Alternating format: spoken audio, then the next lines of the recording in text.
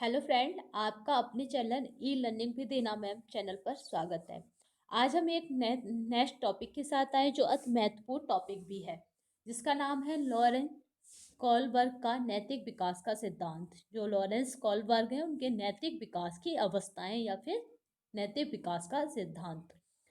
इस सिद्धांत को शुरू करने से पहले हम कुछ इस सिद्धांत की बात कर लेते हैं। तो जो कॉलबर्ग थे, उन्होंने क्या करा था कि जो अपना सिद्धांत था, जो अपना अध्ययन था, वो हिज नामक एक व्यक्ति से पर किया था, जिसकी पत्नी को क्या था, कैंसर था। क्योंकि सीटेट पिछली बार पूछ चुका है कि कॉलबर्ग का जो अध्ययन था वो किस व्यक्ति पर था, तो वो था हिज।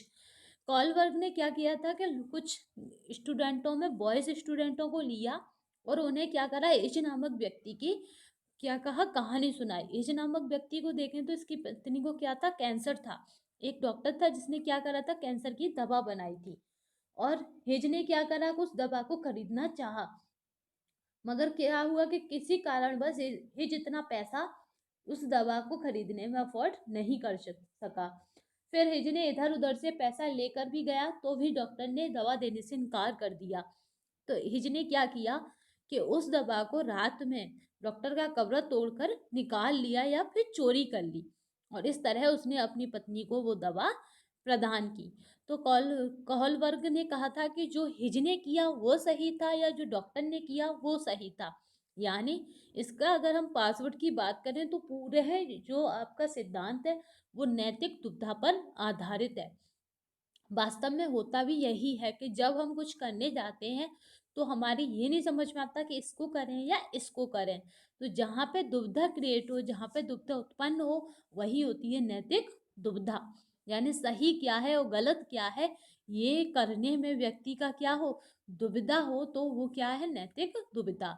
इसलिए ये सिद्धांत आप देख ही पा रहे हैं कि ये क्या है, हिज नामक व्यक्ति पर आधारित है जिसकी पत्नी को कैंसर था, कॉलबर्ग ने किया है।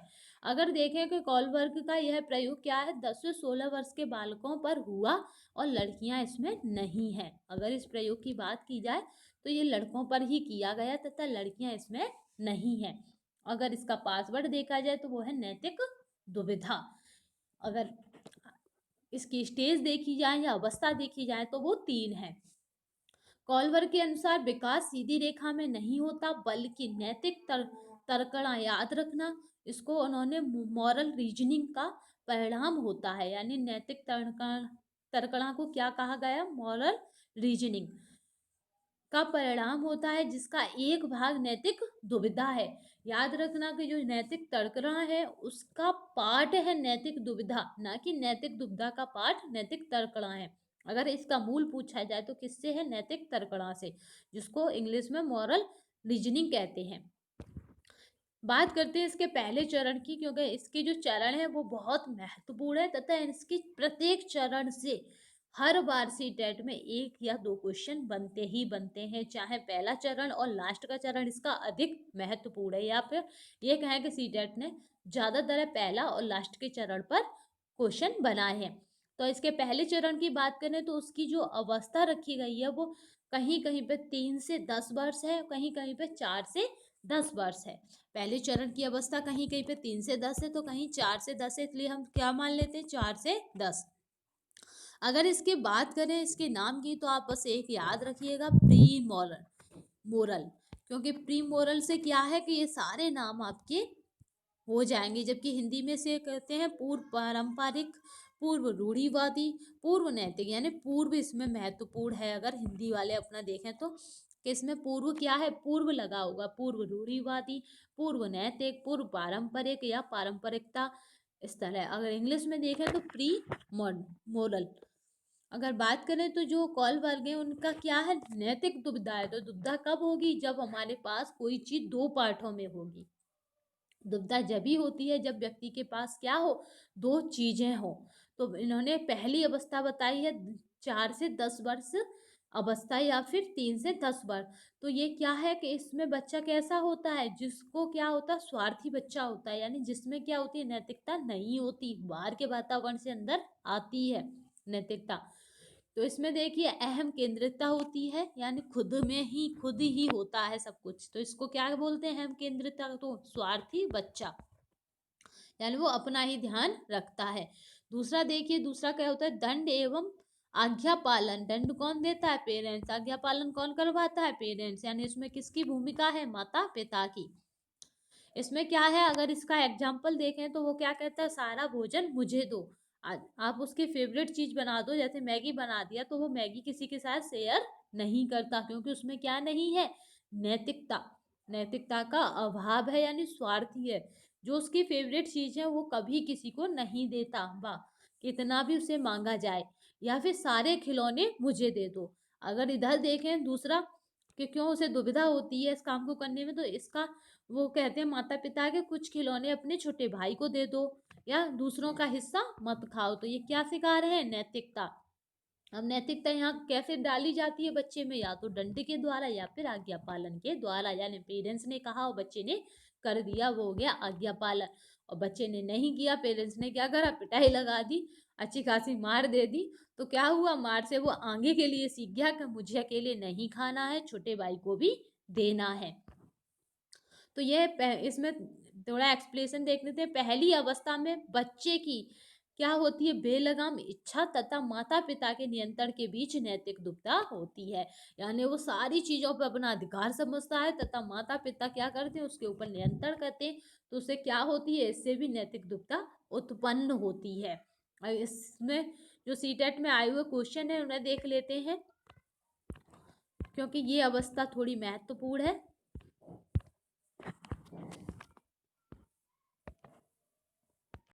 इसमें सीटेट में 2 क्वेश्चन बने हैं, 2-3, उन्हें भी देख लेते हैं।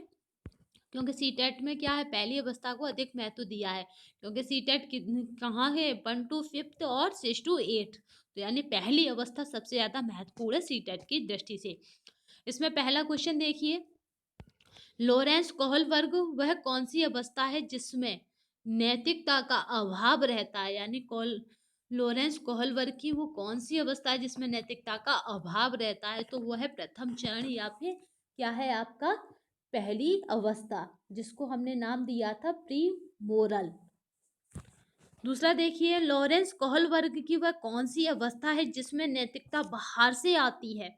तो इसमें कौन डालता है, बाहर से, माता पिता, दंड और आज्ञा पालन के द्वारा। तो ये आपकी क्या है, पूर्व नैतिक। नेक्स्ट चलते हैं, नेक्स्ट क्वेश्चन पे। तो लॉरेंस कोहलबर्ग की वह कौन सी अवस्था है जिसमें बच्चे का निर्णय दंड से प्रभावित होता है। ये मोस्ट इम्पोर्टेंट है, क्योंकि बच्चे का निर्णय किससे प्रभावित है, दंड से। जबकि आपका आरटीआई कहता है, राइट टू एजुकेशन, के बच्चे को क्या नहीं देना है, दंडित नहीं करना। क्योंकि पेरेंट्स और टीचर क्या है, केवल सुविधा दाता। जिसमें बच्चे का निर्णय दंड से प्रभावित होता है, तो वो भी कौन सी अवस्था है, हमारी प्रथम चरण। क्योंकि उसमें कहा गया है कि या तो क्या होगा उसे, दंड या फिर आज्ञा पालन। नेक्स्ट पॉइंट पे चलते हैं, या नेक्स्ट अवस्था पे चलते हैं। ये हमारी सेकंड अवस्था जो 10 से 13 वर्ष रखी गई है। इसको बोलेंगे हम पारंपरिक, रूढ़िवादी या नैतिक। यहाँ पे पूर्व क्या है, हट जाएगा। कॉन्वेंटिनल, आप देख ही पा रहे होंगे इसका, जिसको इंग्लिश में सुविधा हो वो इंग्लिश में इसका नाम याद कर लो, नहीं तो हिंदी में क्या है कि बस पूर्व हट जाएगा, एज अ फर्स्ट स्टेज की तरह उसके नाम चलेंगे। तो कॉन्वेंटल मोरलिटी लेवल, इसमें भी दुविधा है, बस इनका पासवर्ड ही यही है कि नैतिक दुविधा। अब यहाँ पे देखिए कि यहाँ पे कितने वर्ष का हो गया वो, 10 से 13 वर्ष, यानी अपने टीन एज में जा रहा है। तो यहाँ पे क्या होगा, अच्छा लड़का अच्छी लड़की वाली अवस्था। तो यहाँ पे क्या करता है बच्चा, ज्यादातर है अनुकरण और प्रशंसा की तरफ भागता है। यानी किसी काम को करने पर उसकी प्रशंसा हुई तो वो वही काम करेगा, और ज्यादातर वो क्या करता, अनुकरण करता है। तो यहाँ पे क्या होता है कि जब वो अनुकरण करता है तो दो चीजें जो है उसको, क्या नैतिक दुविधा कैसे होती है कि कानून एवं व्यवस्था, व्यवस्था अवस्था देखता है, यानी कानून की क्या व्यवस्था है, कौन सी अवस्था है, क्या है। और आत्मनिर्भरता, कानून के अंदर, यानी अपने आप को आत्मनिर्भर बनाता है, वो भी कानून के दायरे में रहते हुए। यानी कोई गलत काम नहीं करता, लीगल कामों में करना चाहता है, क्योंकि उसको क्या चाहिए, प्रशंसा। इसमें देखिए एग्जाम्पल, जैसे कि क्या होता है कि शर्मा जी के बच्चे क्या हैं, ज़्यादा पढ़ते हैं, ये माना जाता था। तो ज़्यादातर एग्जाम्पल ऐसे ही होंगे कि हाँ हाँ, मोटे मोटे चश्मे लगाने वाला शर्मा जी का बेटा बहुत पढ़ता है, तुम बिल्कुल नहीं पढ़ते हो। तो इसमें क्या होता है, शर्मा जी के बेटे जैसा बनो, अच्छे बनो। तो इसमें क्या होगा, अनुकरण। हो सकता है कि बच्चा अनुकरण ना करके क्या करे, आत्मनिर्भरता लाए, यानी वो खुद ही कुछ अच्छा करना चाहे। तो इसमें क्या होगा, मैं अपना निर्णय खुद लूंगा, यानी मैं किसी का जैसा नहीं बनूंगा। वैसे भी कोई किसी की जेरॉक्स या फोटोकॉपी नहीं हो सकती, सबकी व्यक्तिगत विशेषताएं अलग होती हैं। इसमें क्या होता है, जो दूसरे चरण में बालक यह निश्चित नहीं कर पाता कि वह दूसरों का अनुकरण करे या अपना निर्णय खुद ले। यहाँ पे भी क्या है, नैतिक दुविधा, यानी उसे समझ में नहीं आता कि शर्मा जी के बच्चे का अनुकरण करूं या मैं क्या करूं, अपना खुद निर्णय खुद लूं, यानी मैं उससे कुछ अलग करूं, ये वह समझ नहीं पाता। तो यहाँ में इसमें भी कौल वर्ग की क्या है, दूसरी अवस्था है। इसमें क्वेश्चन बनता है कि अगर आप ईमानदार हैं तो आपके माता पिता आप पर फख्र करेंगे, यानी गर्व करेंगे। उसने सीटेट में आ चुका है, तो यह कॉलवर की कौन सी अवस्था में आता है, तो ये कॉलवर की सेकंड स्टेज में आता है, जो 10 से 13 वर्ष की है, यानी आपका आता है रूढ़िवादी और नैतिक चरण में। दूसरा है, मैं नौकरी करूंगा, वही करूंगा जो लीगल हो, यानी वो क्या करता है, प्रसन्नता पाने के लिए हमेशा अच्छे कार्य करता है, सामाजिक प्रतिष्ठा की तरफ भागता है। नेक्स्ट उस पर चलते हैं, उनकी थर्ड, जिसको 13 से 16 वर्ष भी कह सकते हैं, या फिर 13 प्लस कर दो, 13 प्लस कर दो, या फिर 13 से 16 वर्ष कर दो।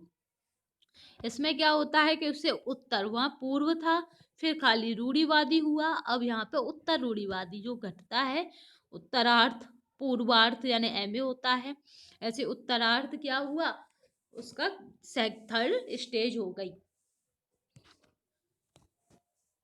देखिए सेल्फ एक्सेप्ट, इसमें हमें अगर देख, इसमें अगर हम देखें तो यहाँ पे क्या है, उत्तर उत्तर तीनों तरफ आ जाएगा, उत्तर नैतिकता, उत्तर पर परंपरावादी और इंग्लिश में देखें तो ये हो जाएगा cell accepted moral principle level.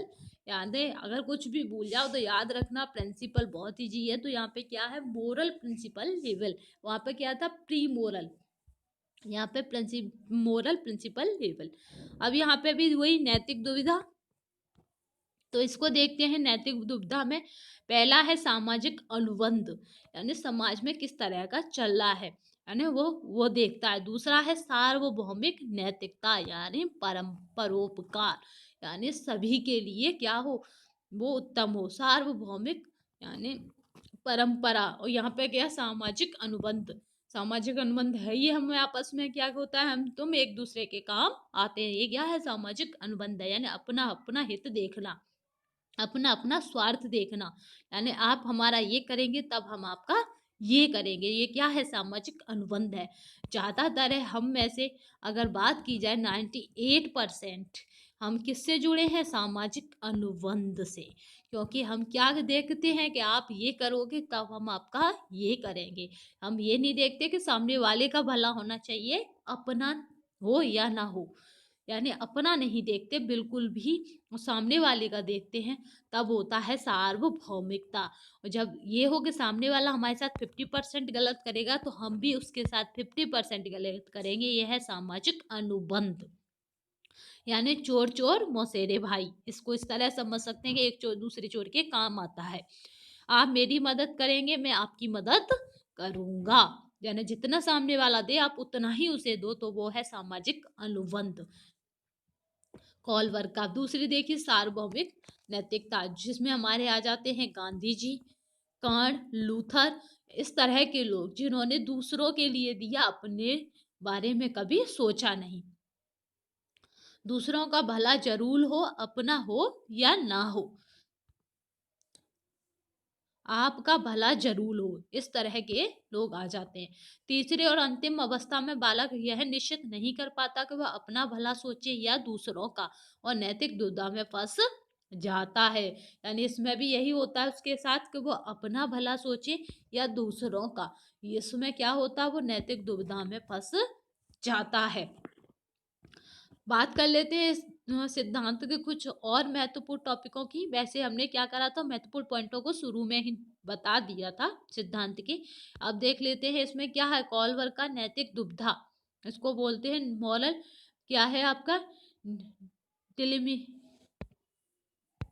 इसको बोलते हैं आपका मॉरल डिलेमा। दूसरा है, अगर देखें अध्ययन किस पे था, तो वो हिज नामक व्यक्ति पे था। अगर प्रयोग देखें तो 10 से 16 वर्ष के बालकों पे है। ध्यान रखना, बालक है, बालिकाएं नहीं है। नैतिक तर्कणा, जो हमने शुरू में थोड़ा सा रिवाइज करने के लिए हमने फिर पॉइंट ले लिए। नैतिक तर्कणा क्या है, नैतिक तर्कण क्या है, मोरल रीजनिंग है। सही गलत का निर्णय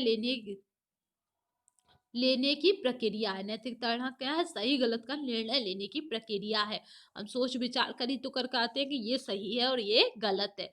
मूल शब्द आए तो नैतिक तर्कणा को टिक करेंगे, यानी अगर पूछा जाए कि मूल शब्द क्या होगा तो वो क्या होगा, नैतिक तर्कणा को हमें टिक करना है। वो नियम कैसा है, सार्वभौमिक है। जो इनकी लास्ट स्टेज है, कोलबर्ग ने कहा है कि उस पर क्या है, हर कोई नहीं पहुंच पाता।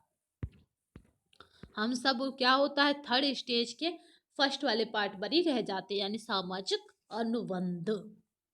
आप मेरे लिए करेंगे यही मैं आपकी मदद करूंगा, तो ये क्या है, सामाजिक अनुबंध से जुड़ा है। इसकी आलोचना देखें तो लॉरेंस कोहलबर्ग ने अपने सिद्धांत में महिलाओं की नैतिकता पर कोई बात नहीं की है। तो ये इसकी सबसे बड़ी आलोचना है सिद्धांत की, क्योंकि उनका प्रयोग पुरुषों पर था। तो आई होप आज की वीडियो पसंद आई हो। अगर वीडियो पसंद आई हो तो शेयर, सब्सक्राइब और लाइक करना ना भूलिएगा, और कमेंट बॉक्स में ज़रूर बताइएगा कि आपको वीडियो कैसी लगी। आज की वीडियो के लिए धन्यवाद।